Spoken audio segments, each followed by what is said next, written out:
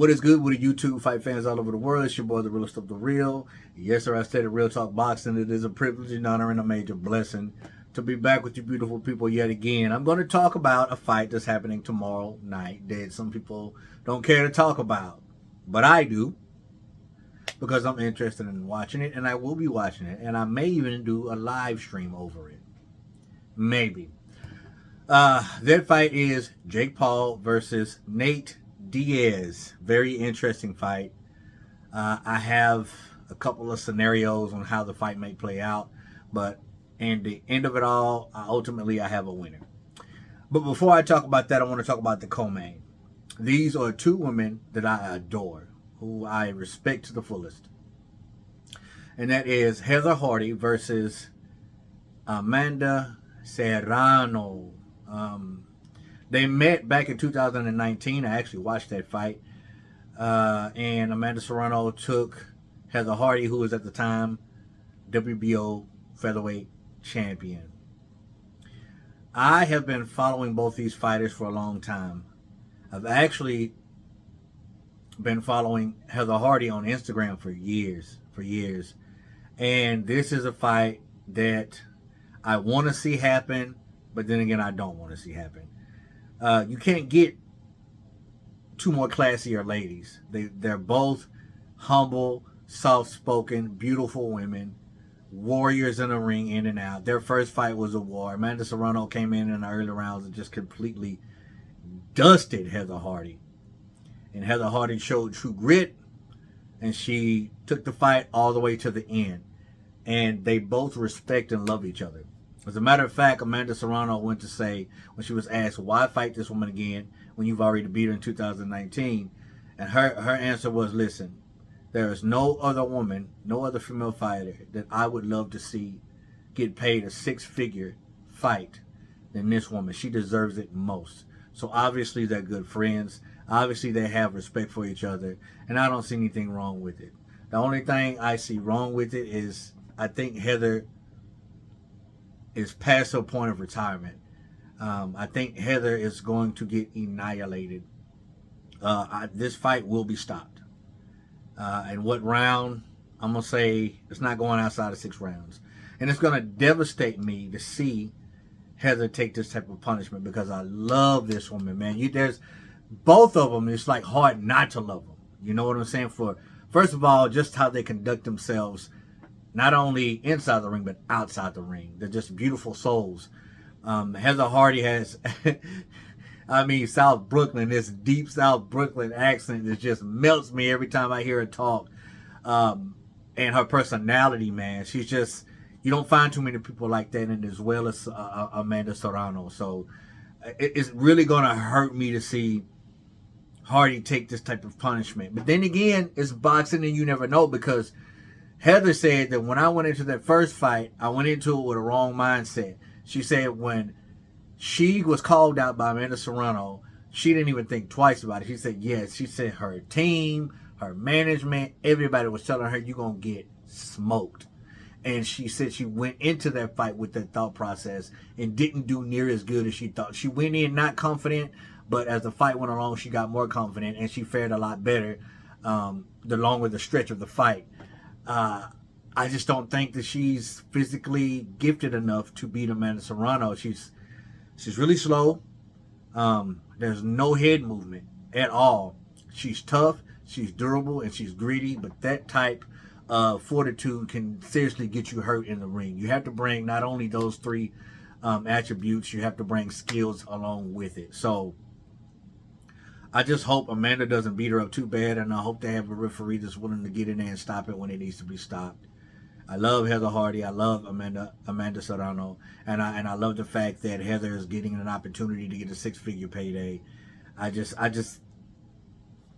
kind of hope this is Heather's last fight, because I love her, man. I love her to death, and also Amanda Serrano. But get y'all money, young ladies. Get y'all money. Now to the main event. You know, I'm a little surprised on the build-up to the fight. I thought it was going to be insane. I thought it was going to be completely insane. But I honestly, there's not been a lot of buzz, at least on my end, about this fight. I mean, there was times where I even forgot this fight was happening. I don't know if it's the promotion. I know it's because, honestly, in my opinion, Jake's losing steam. And his ride as a professional boxer is almost coming to an end, to a halt. That's just my opinion. No hate, it's just my opinion. But, you know, the boxing game, as soon as you lose, people lose interest. And that's how it is, which is sad. But I thought the build-up would be much, much better. I'm a little disappointed. But, you know, Nate Diaz is so unpredictable. He's so out of left field. You just never know what he's going to say, what he's going to do. And I think Jake has done a lot to try to get under Nate's skin. Some people may say that he is, but I don't see it at all.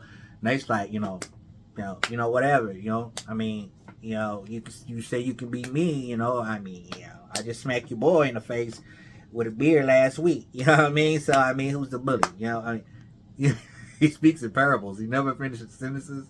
You know, he just doesn't care. At one point on the face-to-face, he just got up and walked out and left. And the only time Nate, people say, well, he is getting under his skin, real talk, because Nate be getting up, jumping up, talking about F you, F this, let's fight. That's his only way. Nate only knows one solution to a problem. That's to fight. The dude's a thug. Stockton. You know what I'm saying? Him and his brother. They're thugs. You know, and that's the only solution to everything is just knuckle up. You know what I'm saying? I mean, and you know, as far as the trash talk, Nate's been trying hard. Oh, not Nate, excuse me, but Jake's been trying hard to get on Nate's skin, but Nate's like, man, I ain't, you know, whatever, you know. But I can tell you in the weigh-ins, Jake Paul looks very, very good. He looks physically in shape, and he better be, because as old as Nate Diaz is, and as damaged as Nate Diaz is, all the scar tissue easily to be cut, excuse me, still dangerous. He's not a fast starter. You know what I'm saying? He's slow on the start, and he builds momentum the longer the fight goes. He asked for 10 rounds, and Jake, to my surprise, accepted the 10-round fight. And that could be his demise. It could be his demise because I don't see him just sparking out Nate Diaz. I don't see him knocking Nate Diaz out, but I do see a stoppage. I think that there's going to be a lot of blood and cutting involved, and the referee will end up stopping the fight because of it. But as far as him knocking Nate out, no. But the fact that this fight is 10 rounds may play a huge factor in whether or not Jake can actually last those 10 rounds, because somewhere along the line, if Jake don't jump on Nate fast and really hurt him and not gas out in the process, he's going to be in for a long night. Because Nate has a weird style, man. He's long, he's rangy. He looked like he's lost some weight, tanned up a little bit, looks a little darker, but he's never had a traditional fighter's physique. He isn't walking around looking like Frank Shamrock, you know what I'm saying? But dude's dangerous, you know, inside and outside the ring and octagon. But I think that the youth, the speed, the explosiveness of Jake may, you know, be a little bit much for him to handle. But I'm not sleeping on Diaz. I'm not sleeping on Diaz whatsoever. I just favor Jake a little bit in this fight. But the 10 rounds, this fight being 10 rounds is what concerns me about Jake being able to sustain this. So that's why I say if Jake doesn't get him out early, if he don't get the stoppage early, it's going to be a long night for him. A long, long night. And I would love to see Nate Diaz win this fight, man. I've always been a huge fan. Him and his brother are like, I'm talking about my top 5, you know. Actually, Nate Diaz is my number 1. And then you got the Black Beast. And then you got Valentina. And then you got Nick. And who's number 5? I can't remember who my number 5 is. Bam Bam. Bam Bam's my number 5 in MMA, you know, mixed martial arts. And I would love to see Nate win this fight because I've been a fan for years before I even knew who Jake Paul was. But I'm definitely going to tune into this fight. I'm pulling for Diaz, but I give an edge to Jake just because of the youth, the speed, the explosiveness. But the 10 rounds, ooh, that's what concerns me. But we'll see. we'll see. You know what I'm saying? I'll be watching, and I may or may not do a live stream. I just don't. I used to love doing live streams, man, but now they're just kind of a hassle. But I may. It's been a while, you know. But what do you think about this, man? The co-main event and the main event.